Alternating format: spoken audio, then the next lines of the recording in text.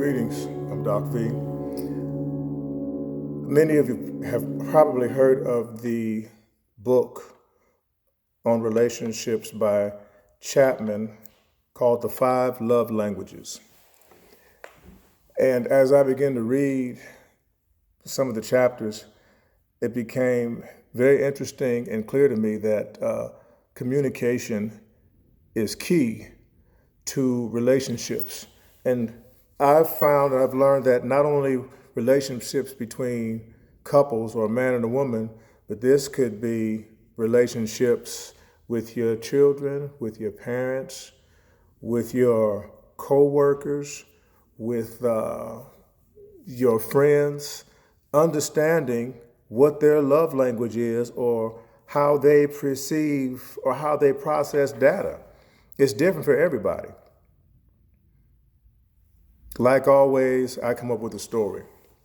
During my senior year in high school, I learned that I could run pretty fast. I ran the 110-meter high hurdles. I was a sprinter and ran the relays a little bit, but my forte was the high hurdles. Earlier in the spring of that year, I set a meet record. And I ran home and I was telling my mom and dad about it. And my mom was like, yeah. My dad, he didn't even move. He just sat there. So anyway, the next meet came up and the weather was breaking a little bit. And we went to George Daniel Field in Lorain County. And I set the track record there in 110-meter high hurdles. I think I went 14 flat. They had about 3 watches at 13.8, but they didn't want to give it to me. And then ran the 180-yard low hurdles and ran that, I can't remember, I think it was 19 flat. I was just flying. I was just breaking records left and right. They had the track honor roll, and I was on the track honor roll. I was ranked in the state. I was moving up from 5th to 4th to 3rd to 2nd to 3rd to 4th to 3rd to 2nd to never got to first place ranking, but I was in there. And I would go home and say, Dad, I broke another record. I have trophies and little plaques and little medals lined up and hanging in my room, and brought my dad and said, Mom. Mom was like, yeah, my mom made a comment. She was like, everybody know y'all can run, what's the big deal? And my dad was just grunting, he's reading the paper, watching TV. He didn't even look at me. He was like, nothing.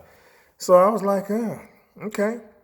So I was the only one on my senior track team.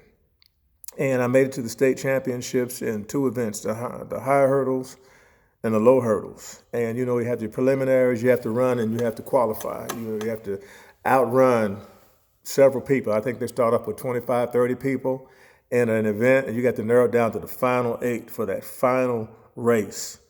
So anyway, I got to the final race, and one race, I placed, but I didn't place as high as I wanted to place. It was a photo finish. Between 1st, 2nd, and 3rd, and 4th, and 5th place is like one step.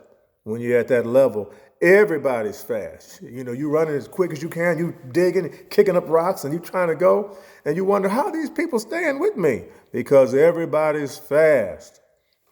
So anyway, I got to my best event. And we lined up. They had the fastest 8 in the state. I can't remember what lane I was in. I was not right in the center, but I was either in lane 3 or 6 or something. And the crowd was there at Ohio State Stadium. It was packed and the sun was out. And I was just like, okay, here we go. The gun went off, and I came around the curve, and I was just going, hurdling, just going as hard as I could. All of a sudden, the bodies, I could feel the steps. I could just feel it, tat, tat, tat, tat, tat, tat, spikes all over me. I was just running and running. And then I saw somebody in my peripheral vision, and I saw somebody over here, and I heard some people trying to come up on me, and the finish line was getting closer and closer. And I was running and running, and we hit the tape. I got 3rd place. In state. No, I placed in state. Coaches were running after me, and I was, they were coming to talk to me. I was like, why are y'all coming to talk to me? I got 3rd. These guys over there, why aren't you running and talking to them? And I learned then that not only did they want your athletic performance, but they also wanted to be able to keep you for 4 years. And my grades were good. I was in a National Honor Society in high school, and they wanted somebody not only that could run, but also that could keep up with the academics. So there I was. Now, where am I going with this? We talked about love and different types of love. I'm getting there, and here's what happened. As I finished the race and I was going to get my sweats, and one of my teammates, my cousin, he was helping me carry my stuff. And all of a sudden I looked up and there was this big man walking out of the stadium, out of the stand, sunglasses on, hat, had a bag over his shoulder, and he was just walking toward me. And I looked at him and I said, "Dad, Dad, what are you doing here? What? You never even said anything. I didn't know you even cared about what's going on." My dad took his sunglasses off and he looked at me. He said, "Son, I was with you all the time." And then I reached up and I hugged him, hugged my dad. My dad's a big man. I tell people my dad was 6'3", 235 pounds. They said, "What happened to you?" I said, "Take after my mom," and they said, "Okay."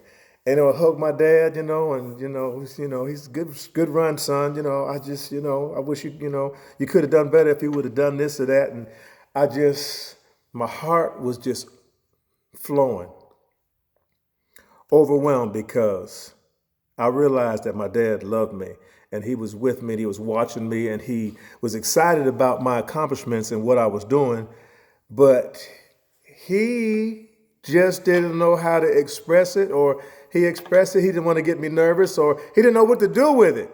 So he just left it alone and, boy, go on and run, go and do your thing. But he was at that state track meet, 2-hour drive from home, had to get off work.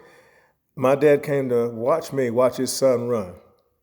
And that is one of the great memories that I have of growing up and the relationship with my dad. And I didn't understand till later why he did certain things that he did and why he didn't do or didn't say certain things that I wondered why I didn't hear from him. Because his love language was different. His expression of care and concern for his children was different. He wasn't the oh, hi, honey, and give me a hug and kissy poo, and here's a present and all that. He wasn't like that. He was like that a little bit with my baby brother, my little baby brother, Vince. He was loving on Vincent, but us bigger boys, he was like, all right. So I say that to say that communicate with your parents, with your spouse, with your children. Help them to understand where you're coming from. My heart cried. I did not realize what I was looking for comes from God above.